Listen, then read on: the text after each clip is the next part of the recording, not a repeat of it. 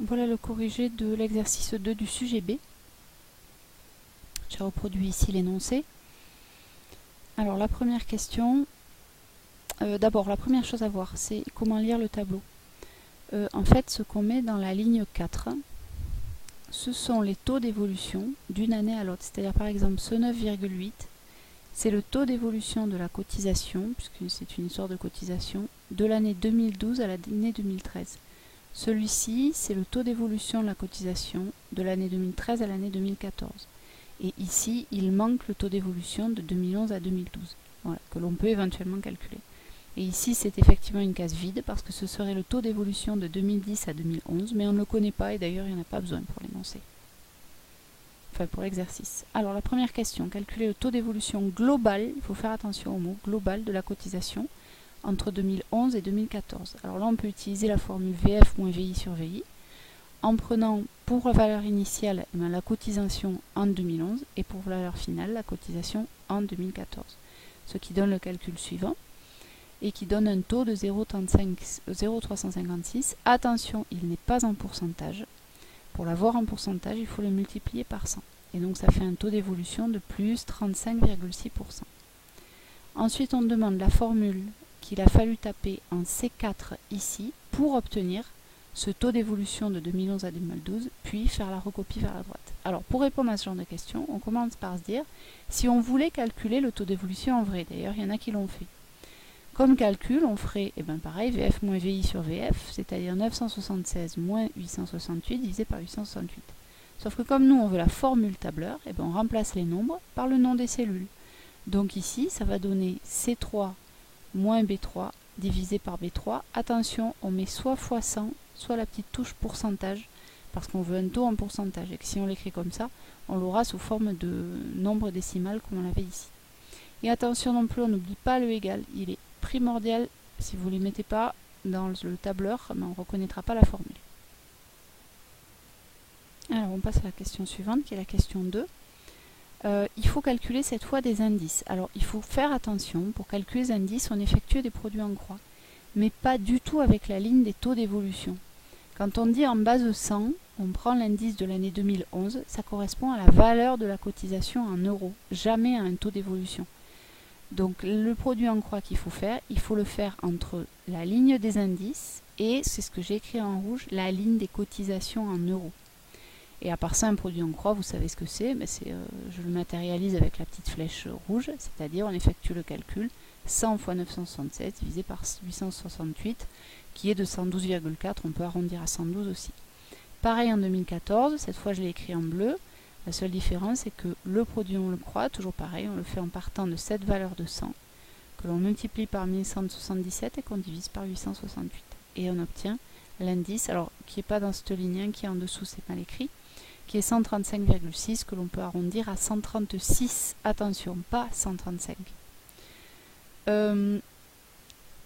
Alors, il faut juste faire attention, donc je répète, quand vous faites ce genre de calcul, il faut absolument avoir une cotisation en euros et un indice.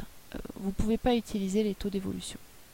Ensuite, maintenant, pour retrouver la formule à utiliser sur le tableur, c'est la même chose, il faut juste remarquer que pour ces deux calculs, à chaque fois, on a utilisé le même indice 100 et la même valeur initiale. Autrement dit, quand je vais devoir faire ma recopie vers la droite, il faut que cette valeur 100 et cette valeur 868, elles soient conservées, fixées par le tableur. Ce qui signifie que quand on va faire notre formule, qui est un produit en croix, on va mettre notre égal, et la cellule B2, le 100, il va falloir qu'il soit fixé. Donc on rajoute le dollar, c'est à ça que ça sert. Donc on va prendre B$2, alors si c'est avec Excel, on a 2 $, c'est pareil, qu'on va multiplier par C3 et qu'on va diviser par B$3. Et ce B$3, c'est pareil, c'est pour fixer le 868. Parce que sinon, si on ne met pas les dollars, quand on va avancer, quand on va tirer vers la droite, le calcul va se faire avec cette cotisation et l'indice qu'il y a ici. Bon, ça ne sera pas forcément complètement faux, mais à la fin, il risque de manquer de précision. Alors, pour la troisième question, il faut montrer que le taux d'évolution moyen, et il faut faire attention à ce qu'on demande, de 2011 à 2014, il est à peu près de 10,7%, arrondi à un chiffre après la virgule. Ce qu'on demande cette fois, ce n'est pas un taux global. Le taux global, on l'a déjà trouvé dans la question 1. C'est un taux moyen. Alors, c'est l'histoire du 1 plus t puissance je ne sais quoi. Alors, il faut compter le nombre d'années, de 2011 à 2014, il y a 3 ans. Et le taux d'évolution global, on l'a déjà calculé de 2011 à 2014, il est de plus 35,6%. Ce qui correspond pour la cotisation à être multiplié par 1,356 ou 1 plus 35,6 sur 100. Du coup, ce qu'on cherche, c'est le taux que l'on appelle t dans la leçon, tel que 1 plus t au cube. Pourquoi au cube? Parce qu'il y a 3 ans d'évolution, de 2011 à 2012, de 2012 à 2013 et de 2013 à 2014, qui doit être égal à ce coefficient par lequel on multiplie, 1,356.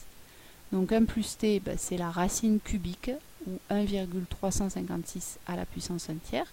On trouve à peu près ce nombre-là, qu'on peut arrondir aussi à 1,107. Et pour l'avoir en pourcentage, on commence par enlever 1, puis le résultat, on le multiplie par 100, c'est ce qu'on a fait dans les 2 dernières lignes. Et on trouve effectivement à peu près 10,7, 10,68, mais on demande de 10,7, c'est bien ce que l'on trouve. Et pour la dernière question enfin, la question 4, donc on fait une hypothèse, on suppose que comme on l'a trouvé juste avant, l'augmentation de la cotisation par an, en moyenne, elle est de 10,7%. Et on dit, à partir de 2014, et on dit, combien va-t-on payer en 2018? Donc la cotisation d'une année, pour passer à l'année suivante, elle est multipliée par 1 plus 10,7 sur 100, ou 1,107, puisque chaque année, la cotisation augmente de 10,7%.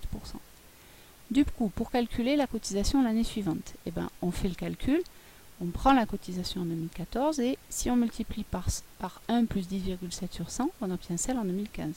Si on remultiplie tout ça par 1 plus 10,7 sur 100, on obtient celle en 2016, etc. On le fait 4 fois, autant de fois qu'il y a d'années.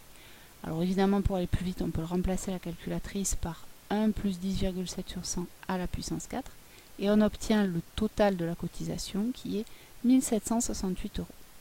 Et c'est terminé pour cet exercice.